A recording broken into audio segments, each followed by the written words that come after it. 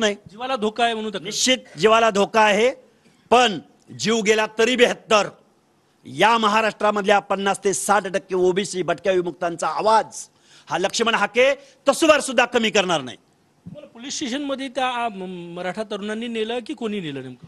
Police गाडी आली तिथं, पोलिसांनी मला तिकडे घेऊन गेले. त्यामुळं त्यांची म्हणणे होतं की यांची टेस्ट घ्यावी, माझी तयारी होती. बरं, मी तिथंच प्रेस कॉन्फरन्स केलेली आहे, सर्व मीडियांच्या कॅमेऱ्यासमोर प्रेस कॉन्फरन्स केलेली आहे. मी जर बेशुद्ध असतो, मी जर ड्रिंक घेतला असतं तर मी प्रेसच करू शकलो नसतो. ह्या साध्या कॉमन सेन्सच्या गोष्टी आहेत. त्यामुळं आम्ही ओबीसीचा आवाज कुठेही थांबवणार नाही. तुम्ही गृहमंत्र्याची भेट घेणार आहे, कारण की सुरक्षेचा प्रश्न आहे, कायदा आणि सुव्यवस्थेचा प्रश्न. मी गृहमंत्र्यांची भेट घेण्याची मला आवश्यकता वाटत नाही.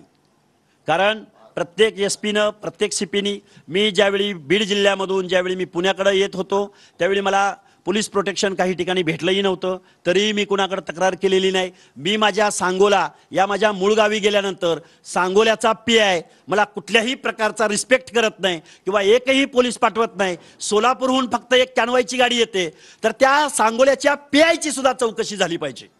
कारण सांगोल्याचा PI कधीही इरिस्पेक्टिव्ह वागतो. मी ज्यावेळी त्यांना विनंती केली त्यावेळी ते म्हणाले मला वरून आदेश येऊ दे मग मी बघतो.